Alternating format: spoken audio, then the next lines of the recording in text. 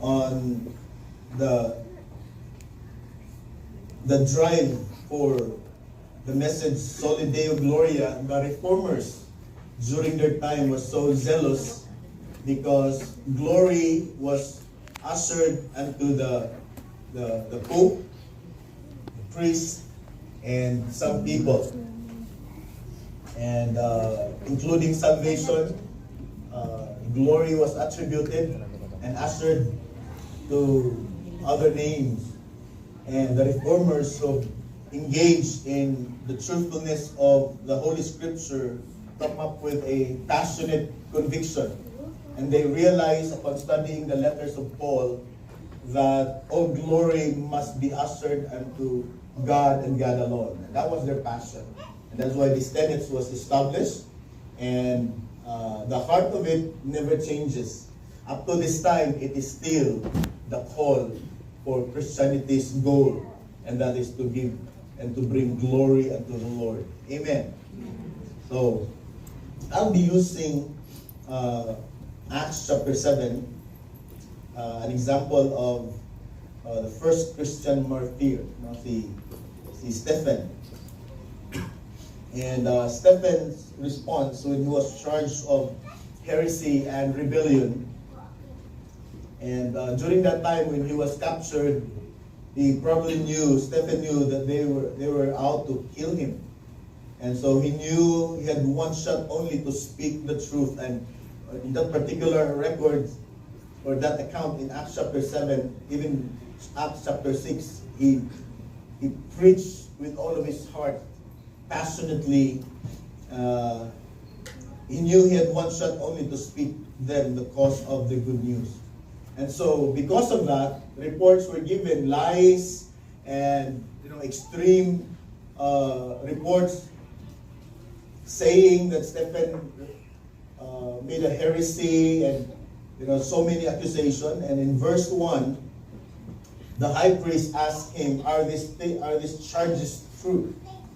So he was questioned by the chief high priest of the Jewish religious sect. And the content of Stephen's, please listen to the background, because something that I will drive in to get into our topic this morning.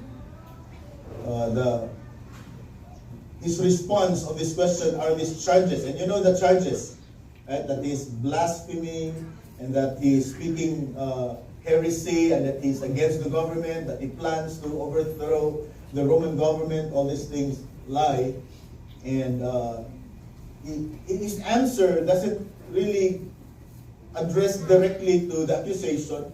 But Stephen, if you read the whole chapter, he started to narrate the history of Israel, how God established from Abraham, and that from Abraham to Moses, and Moses to Jesus Christ, and to Jesus Christ to the church. That the presence and the glory of God was revealed. And so I want us to notice here, Dr. Luke, the writer of the book of Acts, I feel like even the Holy Spirit wanted us to emphasize this, or doesn't want to miss.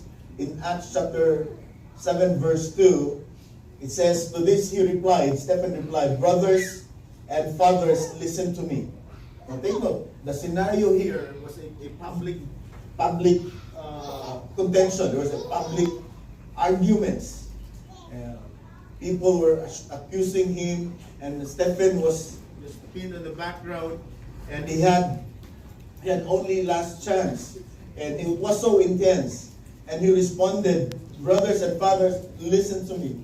The glory of God appeared to our father. Take note, he uses the plural form, our, including himself, including the Jewish religious priests. The glory of God appeared to our father Abraham while he was still in Mesopotamia, before he lived in Haran. By the way, Mesopotamia is the modern day Iraq, Syria, and Jordan. That's Mesopotamia. But centrally, Mesopotamia, nakasentro niya ang Iraq, before he lived in Haran. And so to make his points, Stephen reviews the history, but later on, after skipping a 50-year history of Israel, in verses 48, let's go there. In verses 48, there was a shift of point. He said, however, the Most High does not live in houses made by man. No? So even before early on, church really was not actually a physical building. Okay? The Most High does not live in houses made by men. As the prophet says, heaven is my throne, the earth is my footstool. So how can God live in a temple, building temple? Right? And so what kind of house will you build for me, says the Lord? Or where will my resting place be? Has not my hand made all these things? And look at verse 51 to 53. Stephen suddenly, all of a sudden, comes out with a stinging rebuke, kani sakit-sakit ni, that made the people and the religious group started picking up stones. And what follows is an intense stoning to the death of Stephen. Look at verse 51. You stiff-necked people. Now, I tried to check the accent of, sorry, where's that? You stiff-necked people.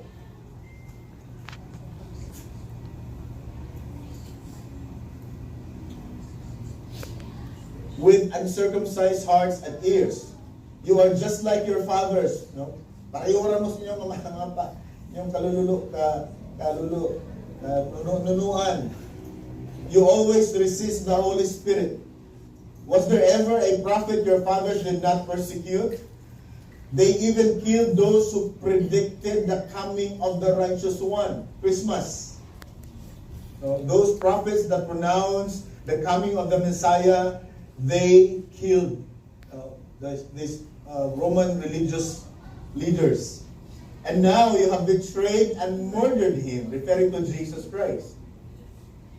You have received the law that was put in effect through angels but have not obeyed it. This was a strong point, a very strong point.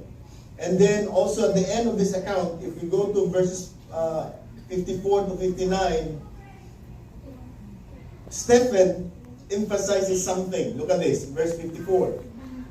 When they heard this, okay, the people around him, some were priests, some of them religious group leaders from the Sanhedrin. When they heard this, they were furious. Lagot kayo sila. And gnashed their teeth. Nanglagot ilang ngipon. Gnashed their teeth at him. But Stephen, full of the Holy Spirit, I like this, looked up to heaven and saw the glory of God and Jesus standing there at the right hand of God. Behold our God. We sang a while ago. And look, he said, I see heaven. Take note, he was talking to people whom the people giluod na sila. Kumantay mo sa itong mga friends na hindi Christians, di ba? When you start to talk about God, they feel like luod. And that's their feeling. Look, he said, I see heaven open and the Son of Man standing at the right hand of God. Jesus was there. He saw Jesus. So how could they not put on fire within their hearts when they saw Jesus from the very beginning, suffered and crucified, died, buried, and rose from the grave, and now Jesus appeared as in the full presence of the Father? Look at verse 57. At this, they covered their ears. Mga unbelievers, they covered their ears, and yelling at the top of their voice, they all rushed at him, dragged him out of the city, and began to stone him. Meanwhile, the witnesses laid their clothes at the feet of a young man named Saul. Here's the starting point. before St. Paul became born again. It is the radiance of His splendor, the demonstration of His power. Have you been into problem and God solved your problems? You are experiencing the glory of God. Have you been in trouble and suddenly the weight of the trouble subsides? Have you experienced that? Yes. You are experiencing the glory of God. It is the atmosphere of His presence. The glory of God fills this place right now. That's why cry out to the Lord that your brain will swim into the oasis of the wonderful presence of God. Because failure to engage in the knowledge of the beauty of God means we are neglecting the very glory of God. It's easy to say glory. It's easy to say glory to God, Soli Deo Gloria, but until and unless you internalize the reality of God's being, you will never appreciate the glory of the Lord. Right? So, where is the glory of God? If the glory of God is in the presence of God, because God and His glory cannot be separated. That's insatiable. That cannot be separated. That dili na siya pwede, mapugan mo. It will come to you. So, where is the glory of God? Can somebody answer my question? Where is the glory of God?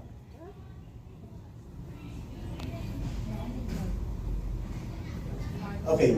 Sincerely. Look at the person beside you. Can you see the glory of God? Huh? Can you see the glory of God?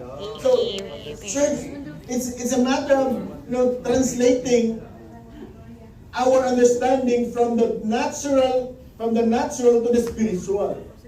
If the person beside you is a genuine believer, the glory of God is in that person. Come on. So see beyond. See God within that look. So that's the glory of God. We see it everywhere, from the smallest microscopic form of life to the vast Milky Way. That's the glory of God. Now again, allow me to piece by piece draw you to, again, as I've said, the closest that I can bring you into the glory of God. Because I too, from time to time, struggle to get in. The truth is, where there is God, there is glory. But from the side of man, sometimes we cannot appreciate God because we want an emotional experience, right? Because we want an emotional experience. So, sorry.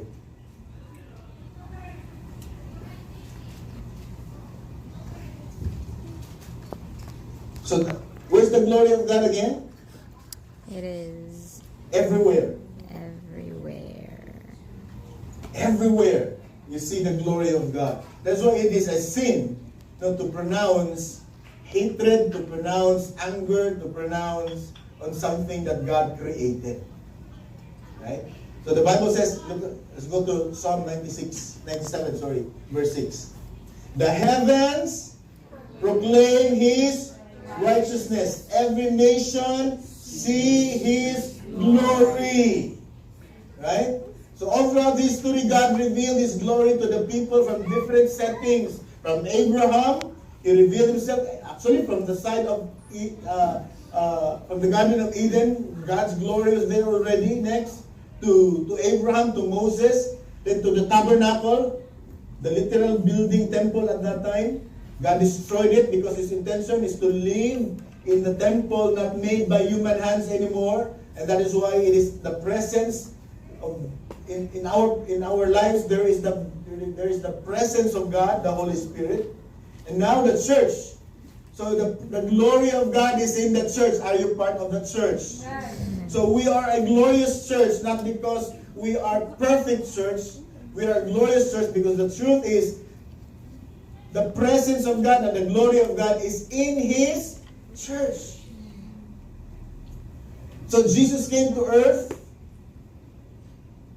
Now we could fully understand the glory of God. Look at this. When Jesus, the Messiah, was born and came to earth, the glory of God rests on the earth. Do you understand? Now the truth, you have accepted the truth. The glory of those whom God called before the foundation of the world. And He fulfilled it, and He said, Father, it is finished. That body ascended to heaven, and now, take note, look at the difference. It's not anymore that God, Emmanuel, God with us, but God is within us. Amen? God is within us already. That's why we have the assurance that we can go through all storms in life. Because God will not abandon those that belong to Him. So it's a matter of theology, my friends. And if you look at Revelation chapter 4, verse 11, you are worthy, our Lord and God, to receive glory and honor and power, for you created all things. And by your will they were created and have their being. You're part of that. You are part of that. Hallelujah. Hallelujah. So the entire universe, in the cosmic, in the vastness, of God's creation, all of it, God declared beautiful. It is good. Remember when He created everything on the sixth day? And every time He created something, He said, it is good. It is good. It is good. But in all those, vastness of God's creation, in the entire universe, only two of God's creation failed to bring glory to Him. Naidua. Satan, his fallen angels, and man. Let me repeat that. Two failed to bring glory to God. Satan and his cohorts, and man. That's why man, apart from the glorious justification and salvation, could never bring glory to God. But praise the Lord, God justified us through His Son Jesus Christ, and the Holy Spirit of God lives within us already. And that is why we have that great opportunity to glorify the King of Kings and the Lord of Lords. Not anymore we are outside, but we are given the privilege to glorify and bring glory to God. Hallelujah. That's why if you are a genuine believer and refuse to bring glory to God even in the midst of your problem, because even in the midst of problem, that's an opportunity for you and me to bring glory of God. Remember Stephen? At the most intense suffering, he spoke the passionate prayer, Father, receive. Imagine that while he was talking, stones, dili siya batong gagmay. It was hand size, knuckle, kumo size stone. And it hits him, but still, he did not allow this painful touch to detour, or rather to destroy his utterance of prayer to the Lord. May it be for us, Lord. Praise the Lord. Wala na, I don't know, na pa may Christian Gibato ron. Wala na. But Christian Gimarites, na pa. Every pain, allow it. Negative, painful, destructive words, or nega, or chismis against you, allow those and be intentional. Look, cast it out, cast it out. That's why it is so necessary to swim or immerse yourself in the beauty of God's Word and His promises, because it will protect you from all of those arrows. Amen. Amen? Yes. Pasalamatan, dili literal bato.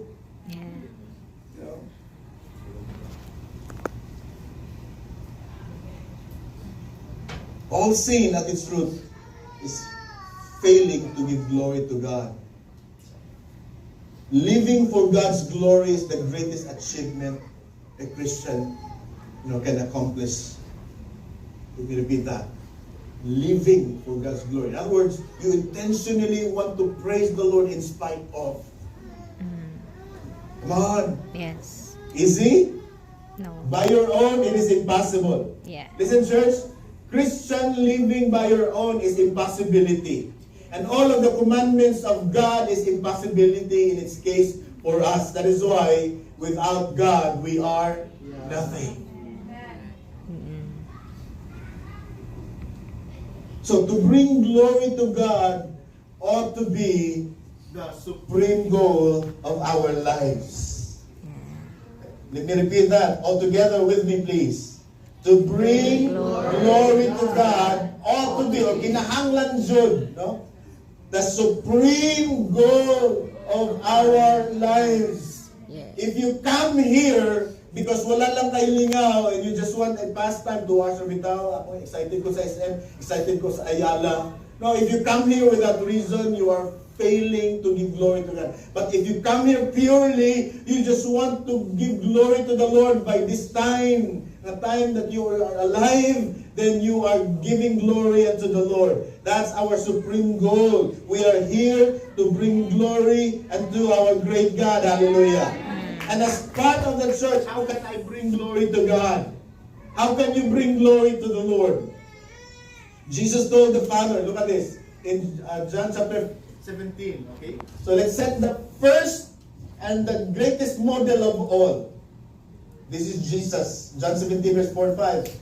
He was talking to the Father. And this is the verse that the Iglesia ni Cristo and other, religious cults that nullify the deity of pagkaginoo ni Jesus, even Muslims. This is the verse that they use to strike at us.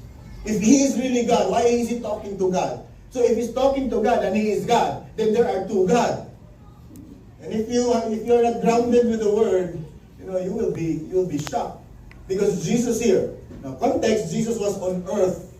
He did not return yet to His, but He was God, incarnate. Okay, look at verse 4. Jesus, I have brought you glory on earth. How?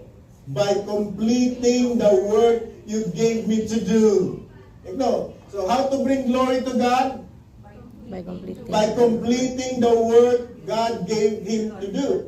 So, question, did Jesus fulfill the task? Yeah. Because if Jesus did not die on the cross, we are the most pitied human being on earth, confessing something good, professing our hope, and at the end, we will be denied entrance to heaven. Why? Because those that can enter heaven are the perfect people, and we are not. But praise the Lord, there is the residency of the perfect one. And on that basis, we can enter heaven because Jesus is the perfection of God living inside of us. Amen? And Jesus fulfilled His work. Period. Now we are on our time. You are the modern, you are the modern audience. Now translate that to yourself. How do you bring glory to God? By completing the work God has blessed you. Question, do you have the knowledge of those works in your life? Kanya-kanya tanang kinabuhi, we have different lives. Do you have the knowledge of that assignments? Either you are called as an engineer, doctor, police officer, nurse, businessman, company workers, whatever you are into, God wills that, and there is a purpose and there's a reason. Can you bring glory to God? Come on. Because what gives glory to God is when we complete the purpose. That's why for me, called as a pastor, and I will not preach, that is not giving glory to the Lord. For me to bring glory to the Lord, in spite of my pain, in spite of my struggles and pressures, I will still preach the gospel correctly. And you have your own assignments also. How to bring glory to God? By completing the work. And Jesus said, and now, Father, glorify me in your presence with the glory I had with you before the world began. Ayun. Jesus was even there before the creation of the world. That's why Muslim is wrong. Iglesia ni Cristo is wrong in trying to nullify the deity of Jesus Christ, because Jesus was already in existence before the world began. Amen? Hallelujah. And so let's answer the question. There are ways, okay? Ways to bring glory to God. In relation, please listen, get this. Well, there's so many actually. I'll just give you two.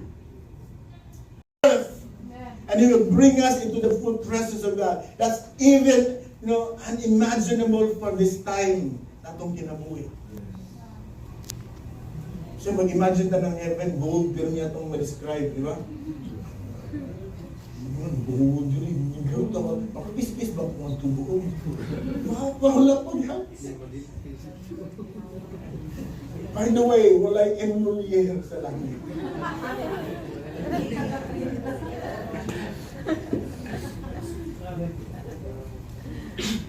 I like what John Piper said, the chief end, or the goal, the chief end of man is to glorify God and enjoy Him forever.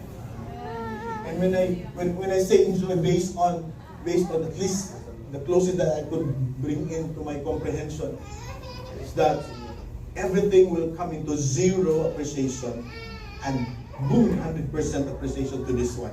That is what will happen.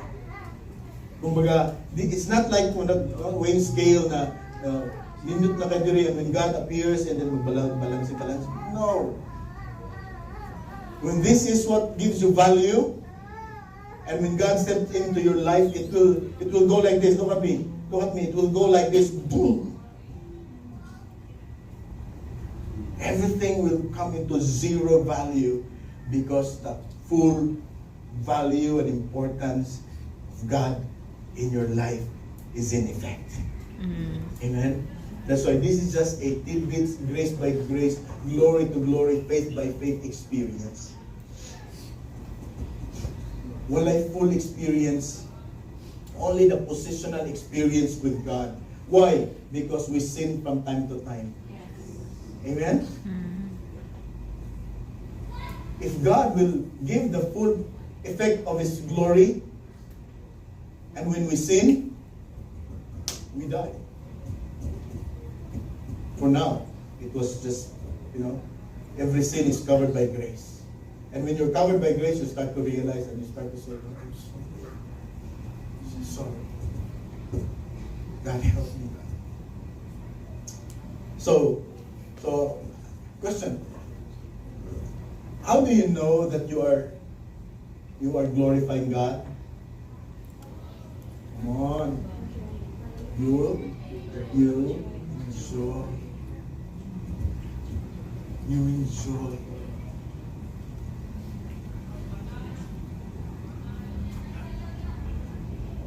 Ice cream.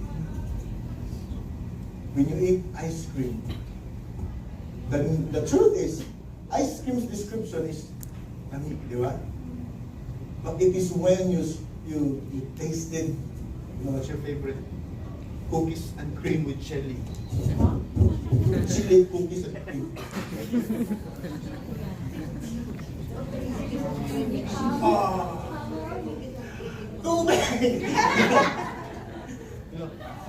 What happens? Come on. When you enjoy your favorite, you start to talk. Oh,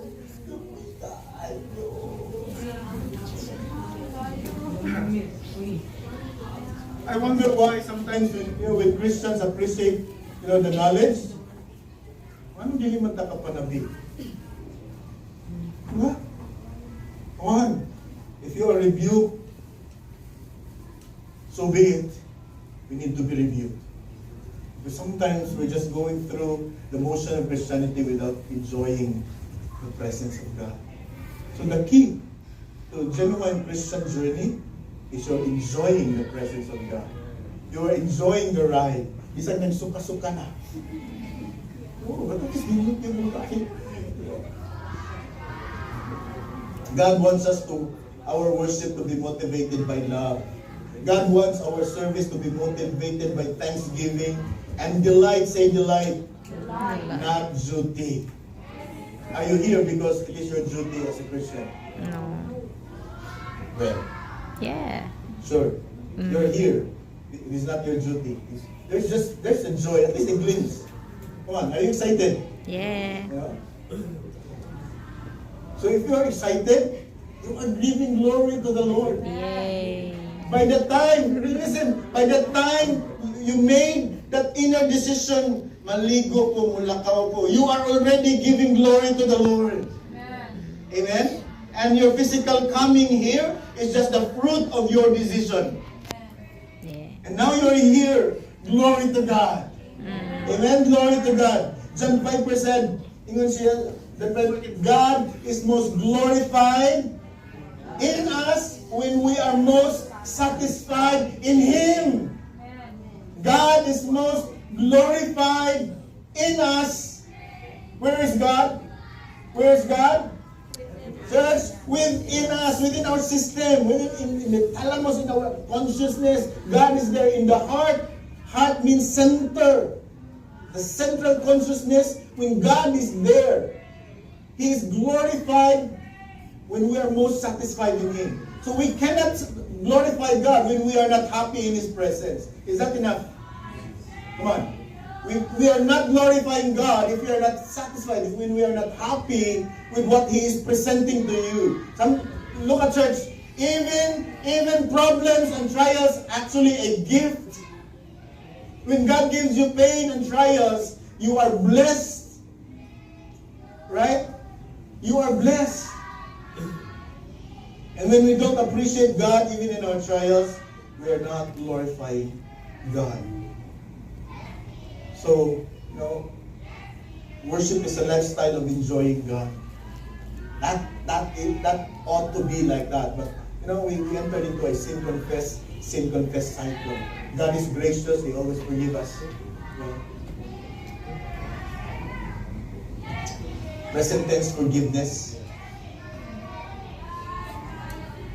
So giving ourselves to be used for His purpose, when you use your life for God's glory, whether you are in your job, in your responsibility, but you know that you cannot do that job and your responsibility without the grace of God, without the favor of God, without the consciousness of God, without the mental balance and the strength and the health. You know that it is because of God, then you are glorifying God wherever you are. Do you agree with me? It is not just in church. No wonder why sometimes you don't appreciate church gathering, because actually in your working place, you're not appreciating God already.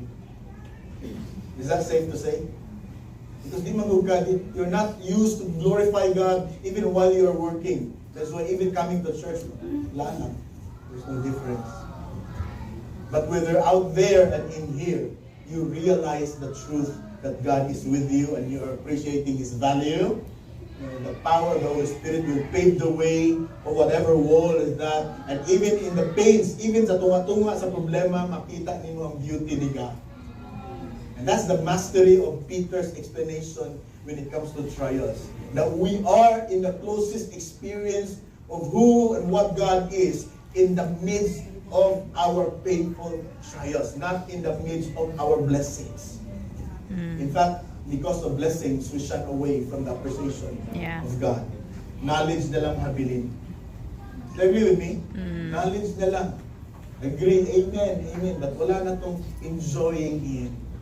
Are you enjoying this? Amen. Praise the Lord. Give the Lord a clap of praise. Last. So, use your body. Use your talents. Use your gift.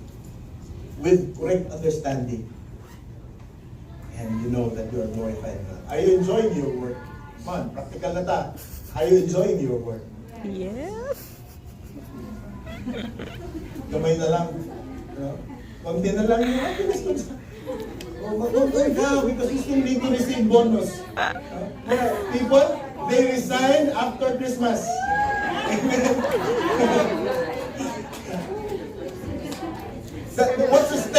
What sustains them is just the knowledge of the bonus. What a great plan. So last, so what time is it, please? 11:53. Okay, 10 minutes. By loving, serving, giving. Are you enjoying giving to the church? Ang gini, binahan ako sa church, sana na mag-pray yung tithes. Okay, here's the generic term. Anything, Philippians chapter 4, whatever is true, whatever is do it as unto the Lord. Okay? Something that edifies, something that encourages the church, bring glory to God. That's why, bisan wala pa kay function sa church as a ministry, when we see you, this is reality. Come on, from the pastoral heart, whenever I see you, alam di mo managad. Because sometimes, nana mo na sa kilid, and feel ka na po intense, sometimes mag-glimpse ko. Hindi ko kita. Kaya nga. For example, namiss ka mo na. When I pick to the side mo, wala magsikuhan. Sayang ba? Sayang. That's a pastoral heart. Not intentional. It's just stick on the heart that we care. And this is how we know that this is God's calling. Because bisag di na po gusto, bisag di na po gusto, bisag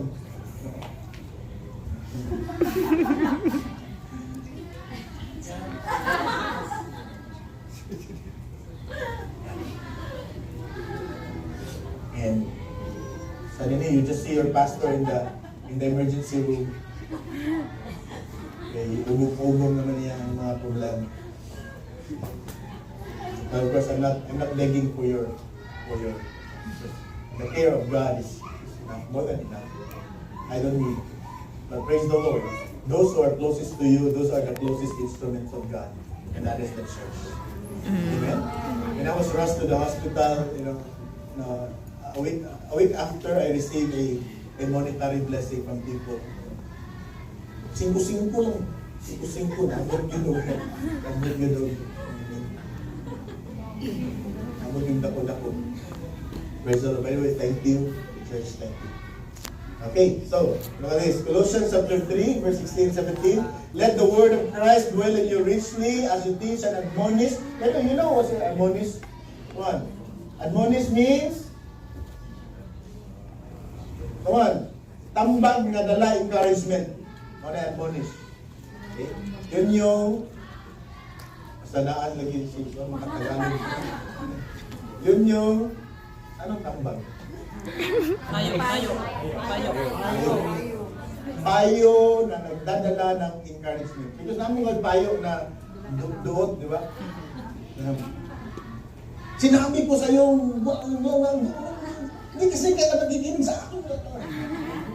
Hindi yan admonishment. Admonish means you rebuke with the intention to encourage. Please do that. Whenever your friends fail and stumble and fall, wait for God's timing and admonish. Encourage the person back to his senses. Okay? Admonish one another. Take note. One another. With all wisdom.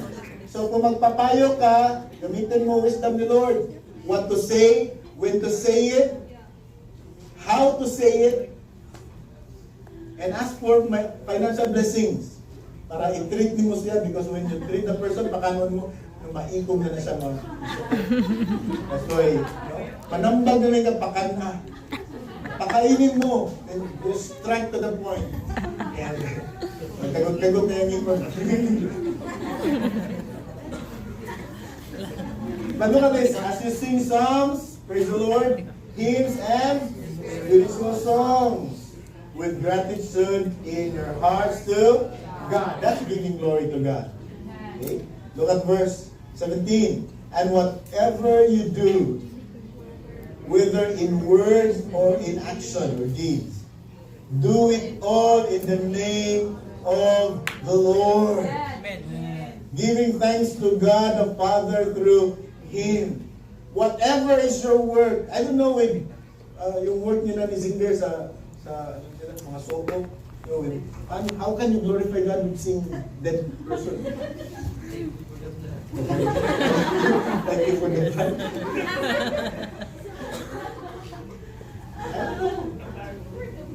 Maybe, pray to the family victim, victims of family, whatever.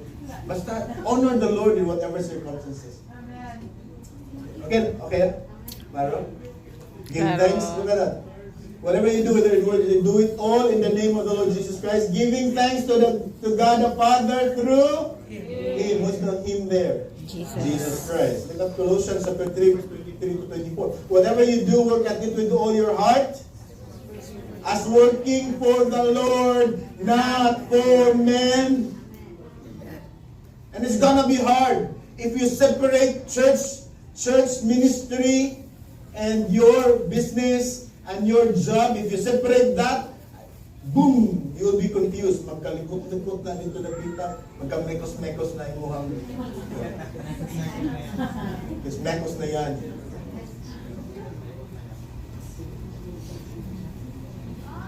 Your work is also your ministry.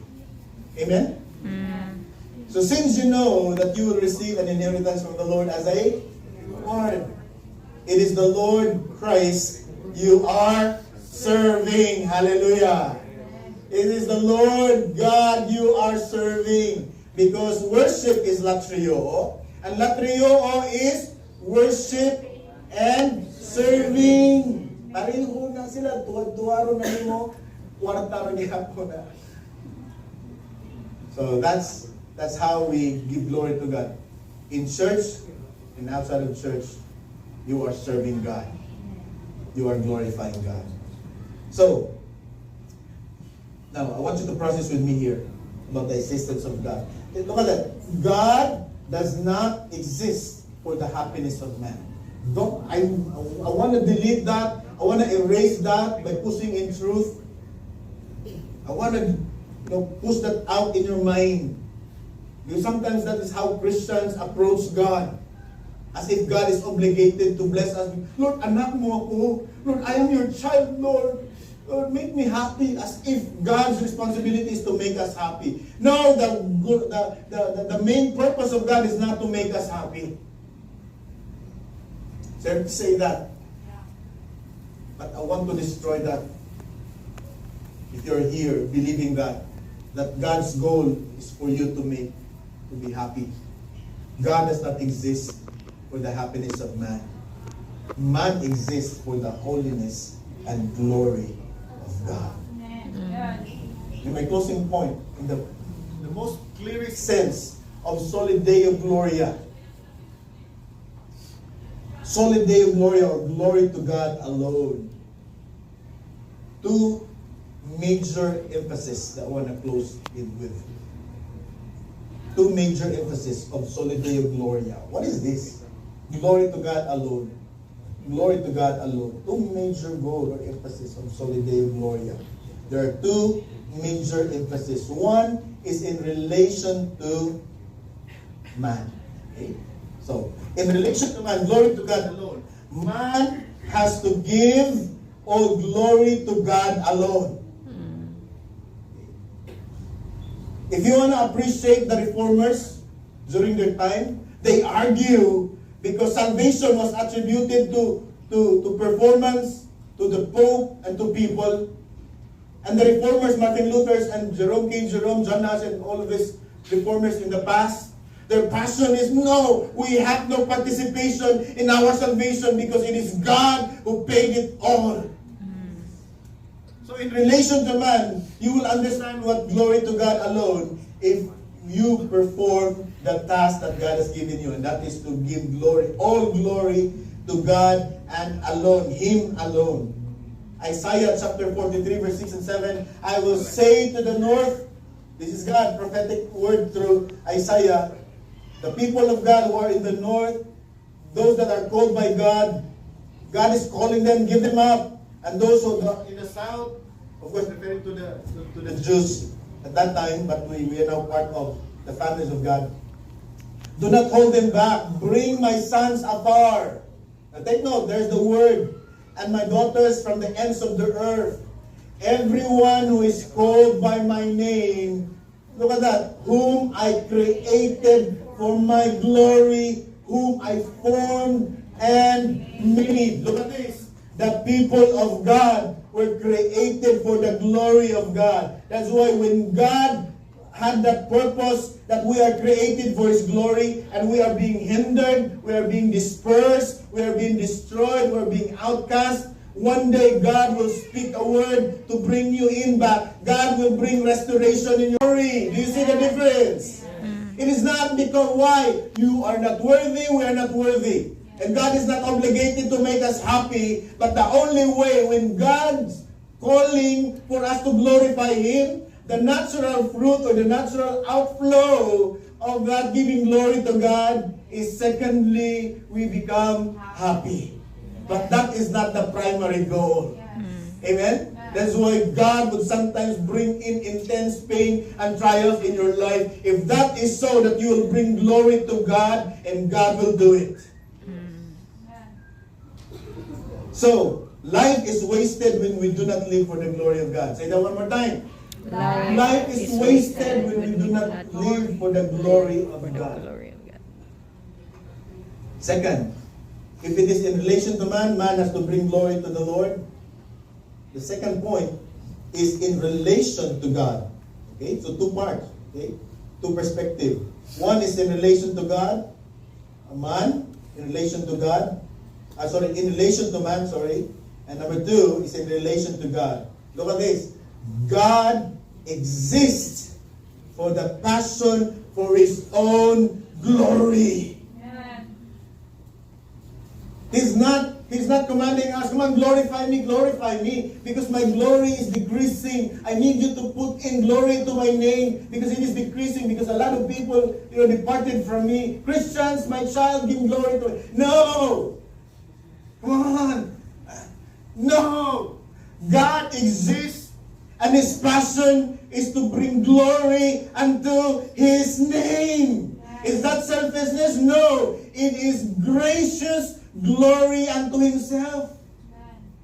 It's just actually something that we cannot comprehend for now. We do not comprehend really this, but I will prove my point. I will prove my point by stating Isaiah 48 verse 9 to 11. Look at this. For my own name's sake.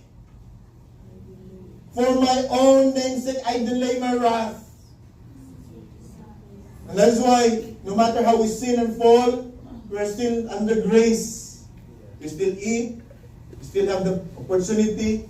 Because that's for the sake of His name. What is His name? He is gracious. He is patient. He is loving. He is faithful to His word. Because before you and I were created, there was a word already before the foundation of the world that He will take care of what belongs to Him. Not because we deserve it, but that is His passion, the glory for Himself.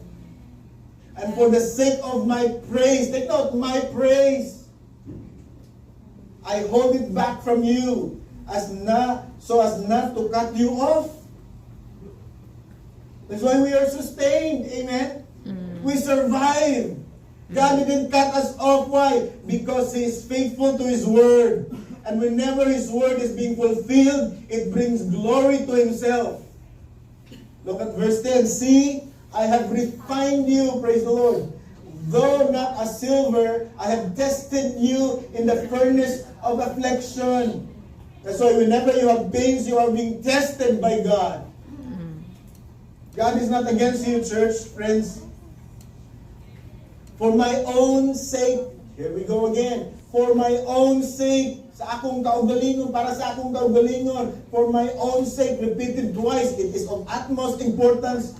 God wants us to understand everything that He does on earth is not for you, and not for our happiness, but for His glory. Amen. I do this, so how can I let myself be defamed? Please look at that in Cebuano, in Tagalog. How can I let myself to be defamed? D means minus or not. Fame is popular. How can I let myself to decrease my, of course, popularity is negative. His fame, God is famous.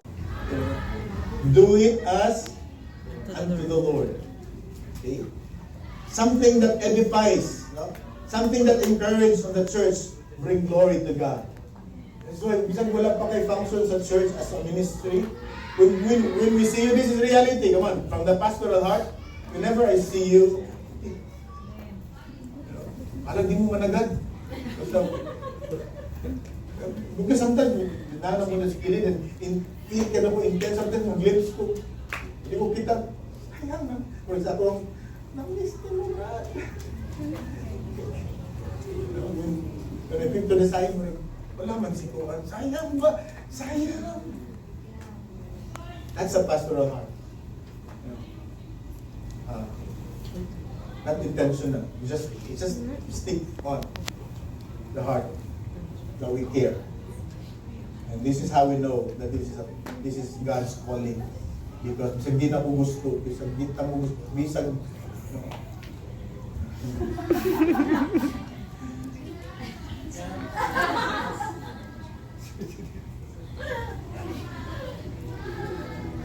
and suddenly you just see your pastor in the emergency room. Okay, ugong-ugong naman niya ang mga problema. But of course, I'm not begging for your the care of God is enough, more than enough. I don't need. But praise the Lord. Those who are closest to you, those are the closest instruments of God. And that is the church. Amen? When I was rushed to the hospital, a week after, I received a monetary blessing from people. 5-5 lang. 5-5.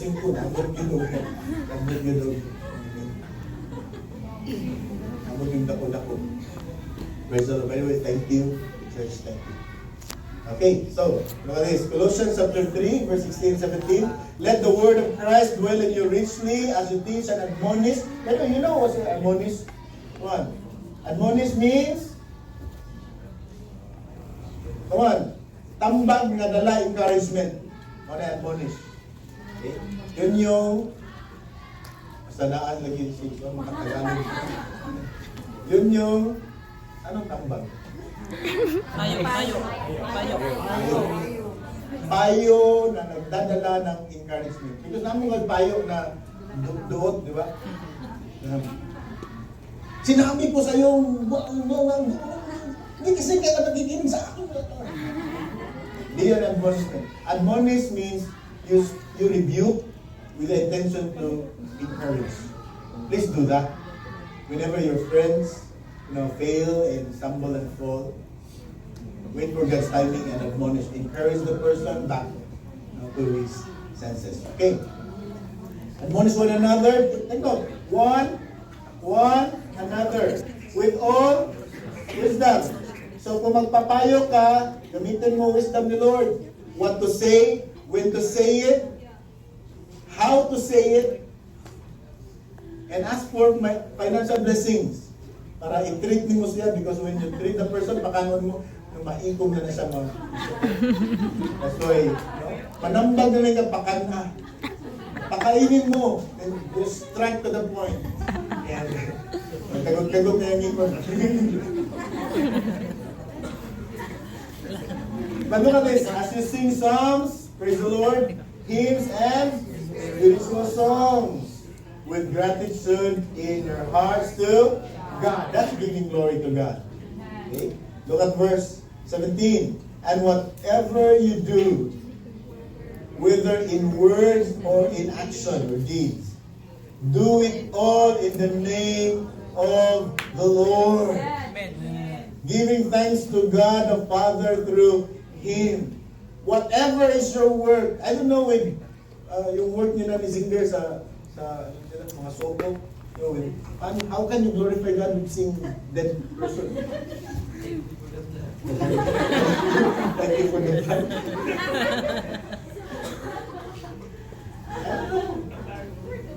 Maybe, pray to the family victim, victims of family, whatever. Basta honor the Lord in whatever circumstances.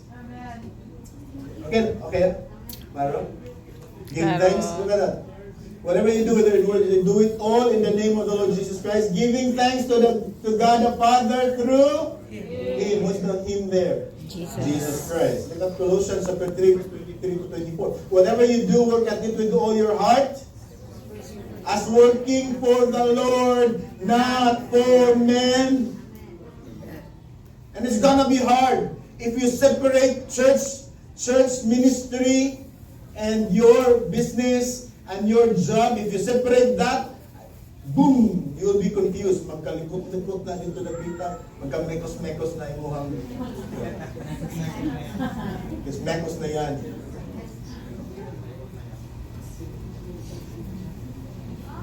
Your work is also your ministry. Amen? So since you know that you will receive an inheritance from the Lord as a reward, it is the Lord Christ you are serving. Hallelujah.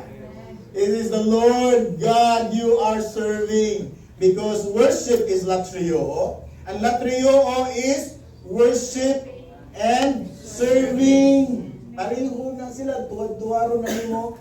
Kwarta rin hapon na. So that's how we give glory to God. In church and outside of church, you are serving God. You are glorifying God. So, now I want you to process with me here about the existence of God. Look at that. God does not exist for the happiness of man. I want to delete that. I want to erase that by pushing in truth. I want to push that out in your mind. Because sometimes that is how Christians approach God. As if God is obligated to bless us. Lord, anak mo ako. Lord, I am your child, Lord. Lord, make me happy. As if God's responsibility is to make us happy. No, the main purpose of God is not to make us happy. Sorry to say that. But I want to destroy that. If you're here believing that God's goal is for you to be happy. God does not exist for the happiness of man.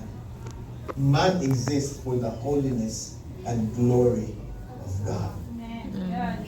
In my closing point, in the most clearest sense of Soli Deo Gloria, Soli Deo Gloria, or glory to God alone, two major emphasis that I want to close it with. Two major emphasis of Soli Deo Gloria. What is this? Glory to God alone. Glory to God alone. Two major goal or emphasis of Soli Deo Gloria.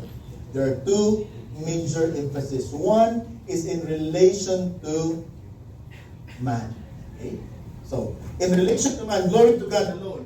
Man has to give all glory to God alone.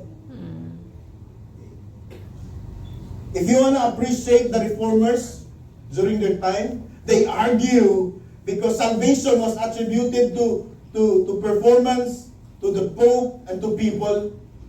And the reformers, Martin Luther and Jerome King, Jerome, John Nash, and all of these reformers in the past, their passion is, no, we have no participation in our salvation because it is God who paid it all. So in relation to man, you will understand what glory to God alone if you perform the task that God has given you, and that is to give glory, all glory to God and alone, Him alone. Isaiah chapter 43 verse 6 and 7, I will say to the north, this is God, prophetic word through Isaiah, the people of God who are in the north, those that are called by God, God is calling them, give them up. And those who are in the south, of course referring to the Jews at that time, but we are now part of the families of God. Do not hold them back. Bring my sons afar. Now take note, there's the word. And my daughters from the ends of the earth. Everyone who is called by my name, look at that, whom I created for my glory, whom I formed and made. Look at this. The people of God were created for the glory of God. That's why when God had that purpose that we are created for His glory and we are being hindered, we are being dispersed, we are being destroyed, we are being outcast, one day God will speak a word to bring you in back. God will bring restoration in your